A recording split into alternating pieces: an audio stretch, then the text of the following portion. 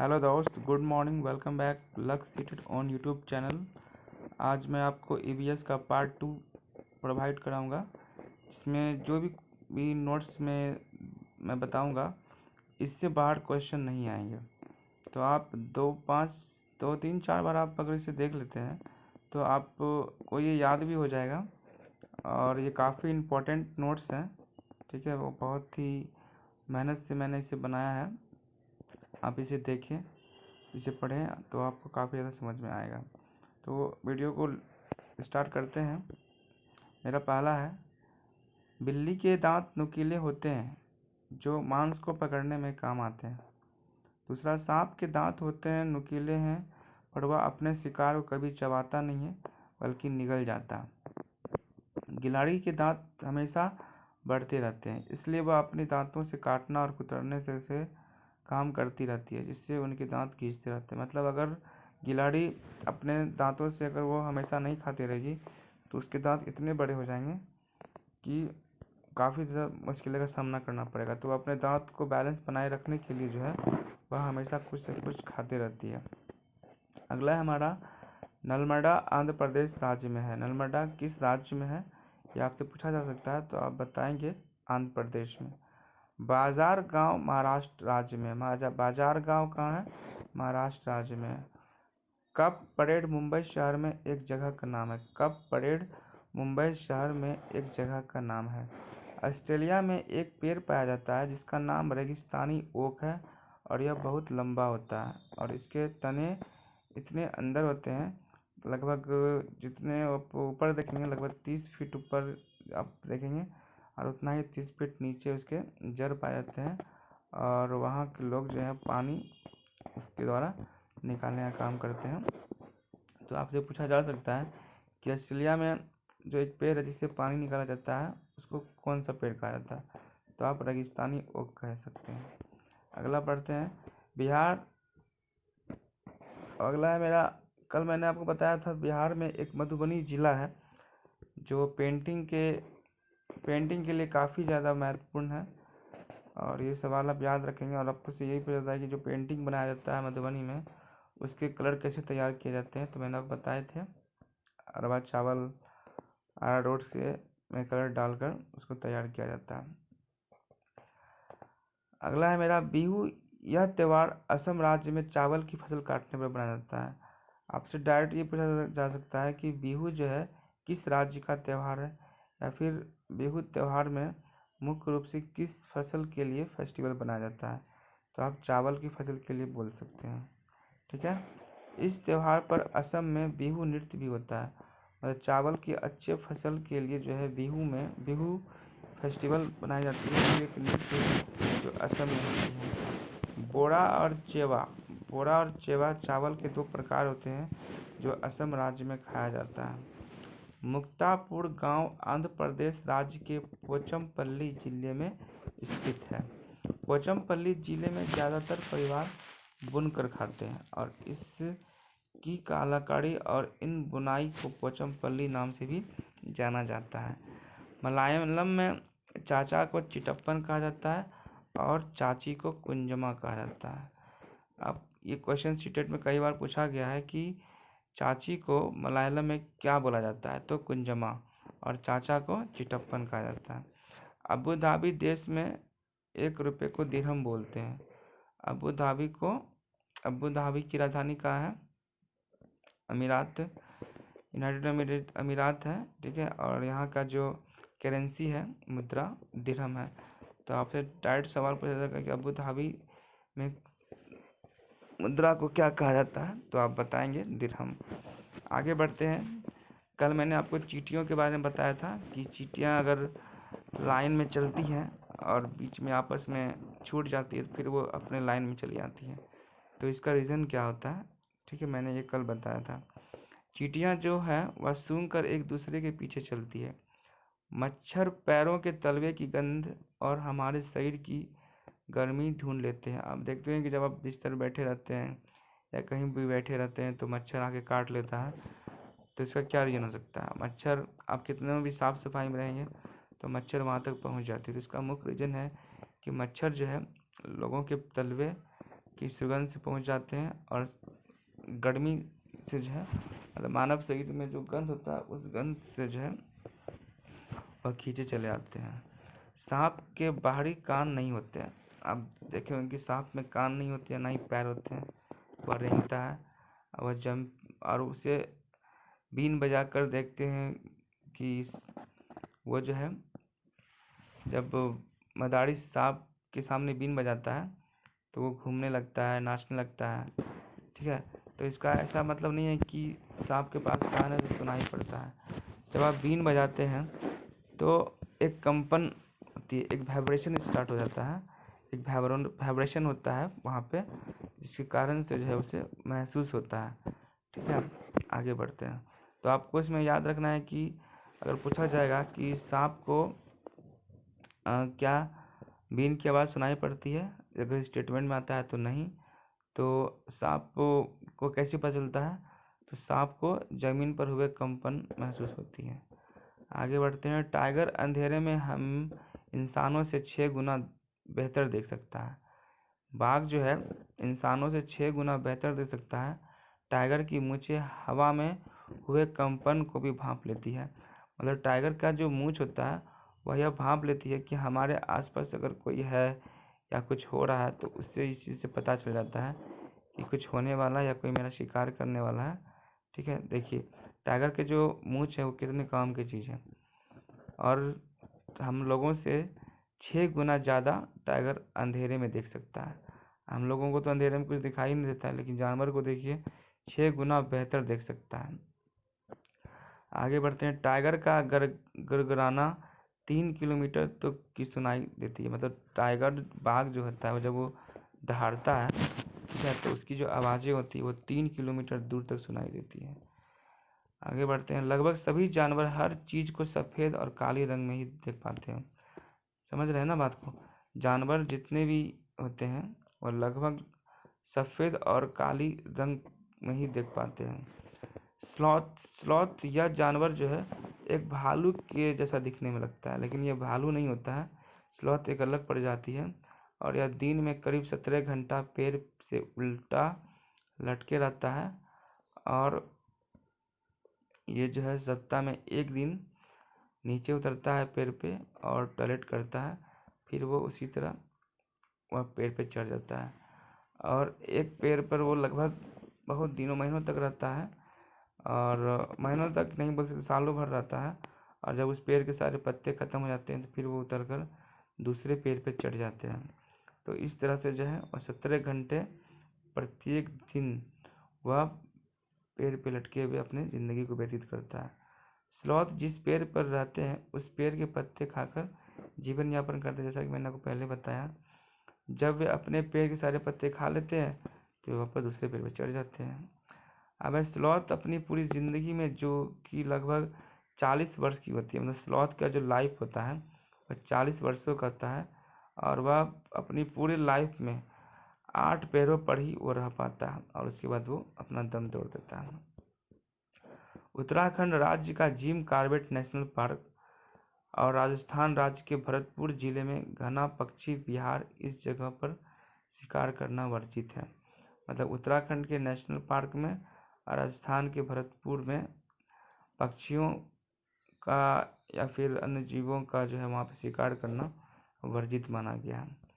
सपेरों की ज़्यादातर जो जातियाँ होती हैं वो कालबेलिया उसे कहा जाता है। सपेरों की ज़्यादातर जाति को कालबेलिया कहा जाता है। ये सीटेट में बहुत बार पूछा गया है, ठीक है। इस सपेरियों की जाति को क्या कहा जाता है, तो कालबेलिया कहा जाता है। नाग गुम्फन यह एक प्रकार की रंगोली होती है। नाग गुम्फन एक प्रकार की रंगोली होती है जो दीवारों को सजाने के लिए सौराष्ट्र, गुजरात और दक्षिण भारत में प्रयोग की जाती है। हमारे भारत देश में पाए जाने वाले सांपों में केवल 4 प्रकार के सांप जहरीले होते हैं, जैसे नाग, करैत, दुबैया और अफई। और भी बहुत सारे अनेक सांप भारत में पाए जाते हैं, लेकिन जितने भी सांप हैं भारत में उसमें से सबसे जो ज़्यादा जहरीला होता है ये 4 सांप ही होते हैं, नाग, करैत, दुबैया, अफई। ये सीटेट में सवाल पिछले साल जो इस बार जो हुआ था ऑनलाइन जो एग्ज़ाम हुआ था सीटेट का, तो उसमें भी ये सवाल पूछे गए थे कि भारत में कितने तरह के कितने प्रकार के जाति जो होते हैं जो काफ़ी जहरीले होते हैं। ठीक है, तो उसमें नाक, करे, दुवैया और एक और सांप था, ठीक है, जिसमें सही टिक लगाना था। आगे बढ़ते हैं। सांप जब कभी काटता है तो खोखले जहर वाले दांत से उस व्यक्ति के शरीर में जहर चला जाता है। उस व्यक्ति को तुरंत जहर के असर को कम करने वाली दवाइयाँ यानी सीरम दवा दी जाती है। यह दवाई सीरम सांप के जहर से बनाई जाती है। मतलब पहले तो बात की, जब सांप हमें काटता है तो वो काटता नहीं है, बल्कि सांप के अंदर जो दो दांत होते हैं वो खोखले टाइप के होते हैं और उसमें उसके विष भरे होते हैं। और जैसे ही वो सांप काटता है तो वो विष जो है मानव शरीर के अंदर प्रवेश कर जाता है, ठीक है, जिसके कारण ब्लड को फाड़ने लगता है। अगर उसे सही समय पर हॉस्पिटल ले जाया जाए तो वो उससे बचा जा सकता है। तो कहने का मतलब ये है कि सांप की जो दवाई होती है इसका नाम सीरम है, ठीक है। सांप की दवाई को सीरम कहा जाता है और सीरम जो दवा बनाई जाती है वो सांप के जहर से ही बनाई जाती है। जैसे कहावत नहीं है, लोहे को लोहे काटता है, तो उसी तरह से सांप अगर किसी को काटता है तो सांप का दवाई जो है अन्य लोगों को बचाता भी है। तो आप लोगों को जब भी सांप काटे तो आप किसी झाड़ फूक के फेरे में नहीं रहें, उससे सीधा आप अपने नज़दीकी स्वास्थ्य केंद्र में जाएं। वहाँ पे सांपों की दवाई उपलब्ध होती है हमेशा, ठीक है, जिससे आप लोगों को सही समय पर बचा सकते हैं। आगे बढ़ते हैं। नेफेंथिस एक प्रकार का पौधा है जो ऑस्ट्रेलिया में पाया जाता है और इंडोनेशिया में, और भारत के मेघालय राज्य में पाया जाता है। आपसे पूछा सकता है कि नेफेंथिस जो है भारत के किस राज्य में पाया जाता है, तो आप मेघालय लगाएंगे, ठीक है, याद रखेंगे। यह पौधा कीड़े मकोड़े और छोटे जीवों को शिकार करता है, अपने अंदर समा लेता है ताकि अपने नाइट्रोजन की आवश्यकता पूरा कर सके। जैसे कि ये एक प्रकार का कीट पक्षी पौधे हैं, ठीक है, और एक सुराही टाइप का होता है, ठीक है, और ये अपने गंध से छोटे छोटे जीवों को मोहित करके वो उसका शिकार करती है। तो इस पौधे का नाम जो है नेपेंथिस पौधा है, ठीक है। ये ऑस्ट्रेलिया, इंडोनेशिया और भारत के मेघालय राज्य में पाया जाता है। और इस पौधे में नाइट्रोजन इससे नहीं मिलता है, तो इसे नाइट्रोजन पाने के लिए क्या करती है, छोटे छोटे जीवों का शिकार करती हैं। आगे बढ़ते हैं। स्विट्जरलैंड के जॉर्ज मास्टल वैज्ञानिक थे जो 1948 में वेल्क्रो बनाया था। स्विट्जरलैंड के जॉर्ज वेस्टल ने 1948 में वेल्क्रोन बनाया था, ठीक है। और ये जो वेल्क्रोन जो होता है, आप जूते चप्पल में ज़्यादातर इसे यूज किए जाते हैं। आप जैसे कि ये क्या कहते हैं, जैसे कि आप जूता में जो वो लगाते हैं, फीता लगाते हैं, तो उसमें जो कांटा कांटा वाला जो एक चटाईदार पत्ती होता है, ठीक है, उसी को वेल्क्रोन कहता है।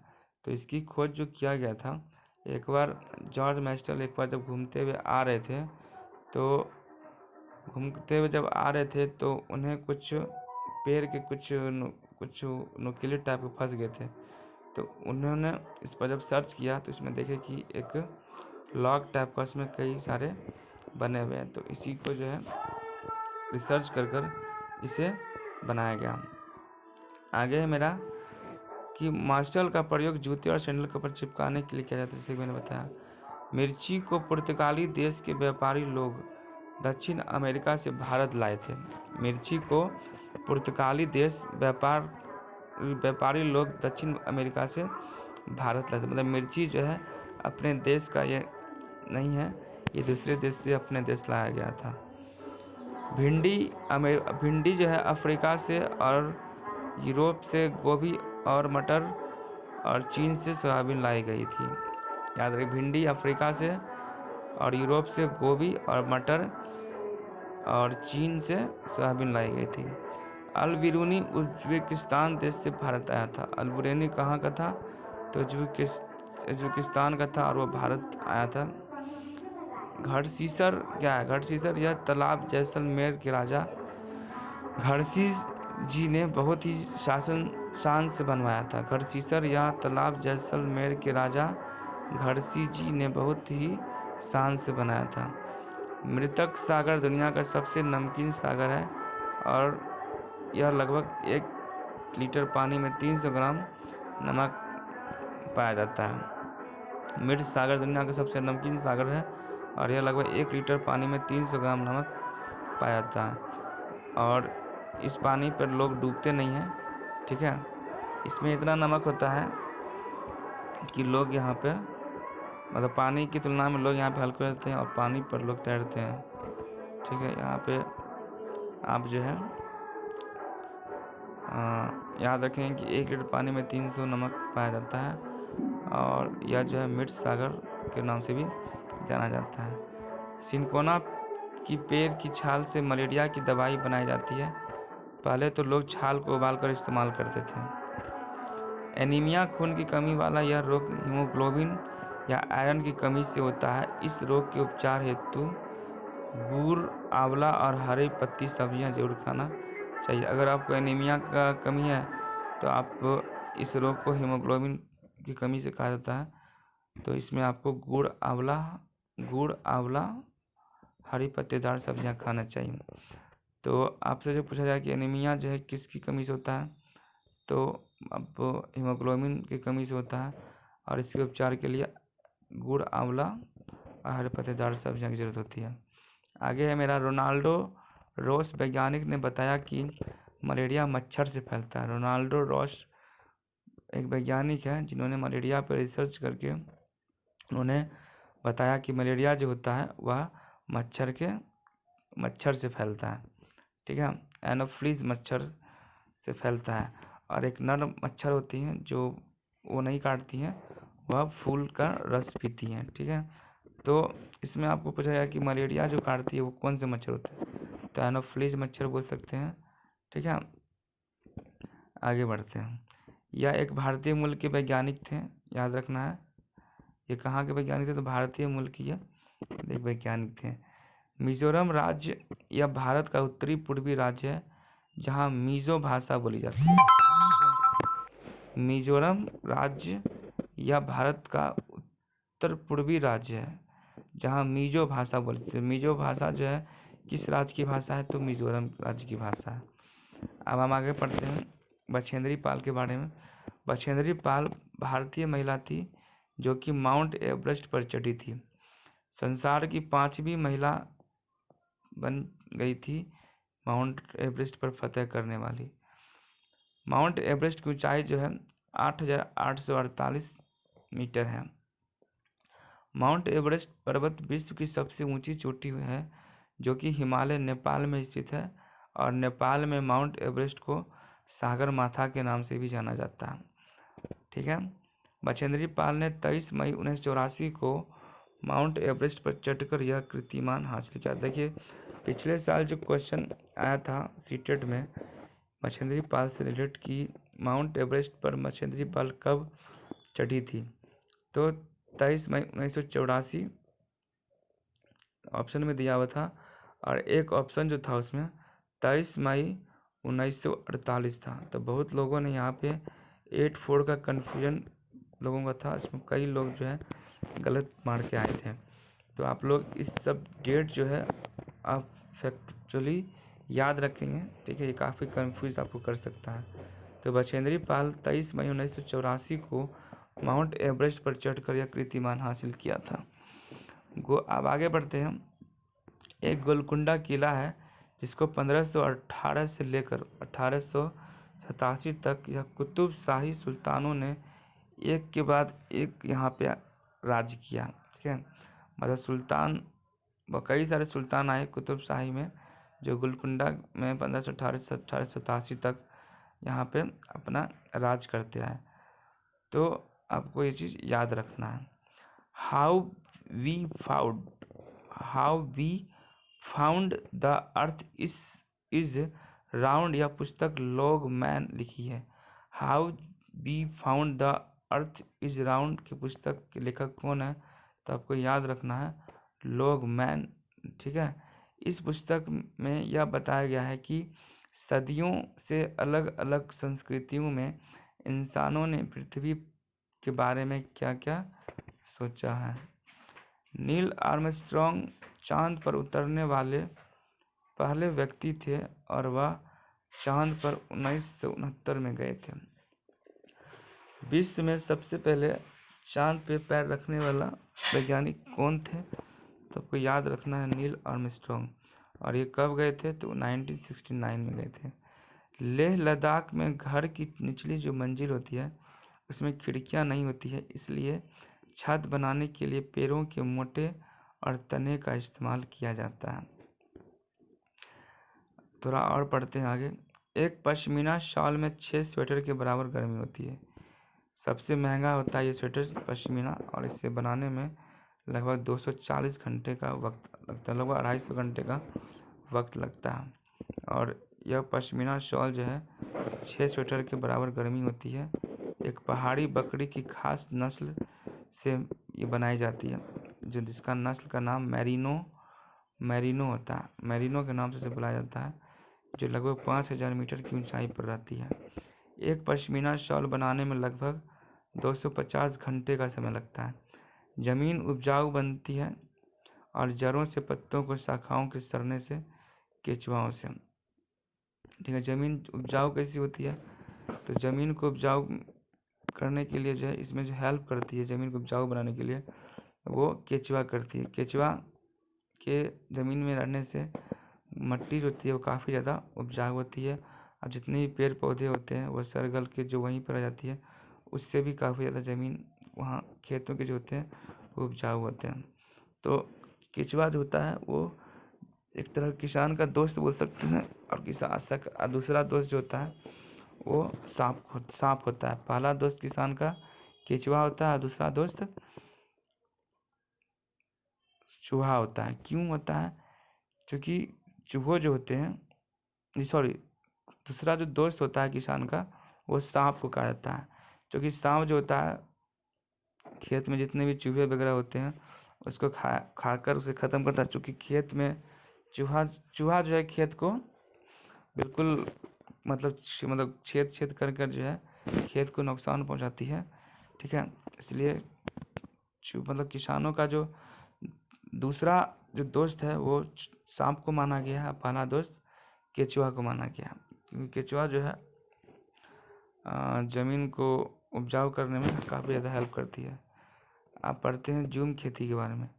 झूम खेती एक फसल कटने के बाद ज़मीन को कुछ समय के लिए खाली छोड़ दिया जाता है और उस पर खेती नहीं करती है। इस खाली जगह पर जो वृक्ष जैसे बांस व अन्य पौधे उग जाते हैं, जैसे कि जो खेत होता है झूम खेती में, तो जो भी उसमें पेड़ होते हैं, पौधे होते हैं, तो उसे उखाड़ कर फेंका नहीं जाता है, बल्कि उसे वहीं पर गिराकर जला देते हैं, और यह जो है खाद का काम करती है। अब अगला पॉइंट है चराओ नाच। अब चराओ नाच यह नाच मिजोरम राज्य में होता है। यह नाच फसल काटने पर किया जाता है। हमको लगता है जो झूम खेती होती है वहाँ पर, तो झूम खेती में जो फसल वगैरह काटा जाता है, तो उस फसल काटने के खुशी में वहाँ पर एक नाच होती है जिसका नाम चराओ नाच है। और आपसे पूछा जा सकता है कि चराओ नाच किस राज्य का नृत्य है? तो आप बोल सकते हैं मिजोरम। ऑस्ट्रिया में रहने वाले ग्रेगर मेंडल एक वैज्ञानिक थे जिनका जन्म 1882 में हुआ था। ठीक है, और इन्होंने मटर पे अध्ययन किया था। इन्होंने मटर के आनुवंशिक लक्षण बताए। कई सालों तक तो इनकी बातों को लोग नहीं लोग नज़रअंदाज किए, लेकिन जब ये इनकी मृत्यु हो गई तब इनका अध्ययन किए अगले वैज्ञानिक, तो इनकी बात को सच माना गया, और फिर ये अपने जो 17,000 प्रजातियों का इन्होंने अध्ययन किया था, जो अभी जाके ये सफल हुआ। और ग्रेगर मंडल वैज्ञानिक ने आनुवांशिकी खोज की थी। जो कि इन्होंने जो खोज की थी, तो इसका जो अध्ययन किया था वो मटर के पौधे पर किया था। जैसे जोड़ियों में बीज का चिकना पाना, खुदरा होना, पीला होना, इसे भी सबका अध्ययन किया था कि ये ऐसा क्यों होता है। आगे पोलियो बीमारी जो होती है वह एक जीवाणुओं से फैलने वाला होता है, ठीक है, और यह जन्मजात नहीं होता है, ठीक है।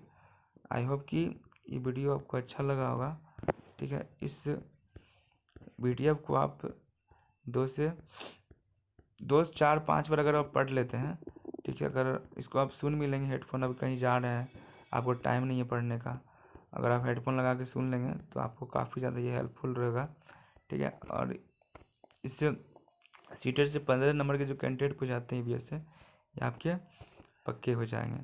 मिलते हैं नेक्स्ट वीडियो में, ठीक है। और इस वीडियो को शेयर करें, लाइक करें, और इसमें आपको कोई प्रॉब्लम तो मुझे कमेंट में लिखें, ठीक है। तब तक के लिए धन्यवाद, थैंक यू।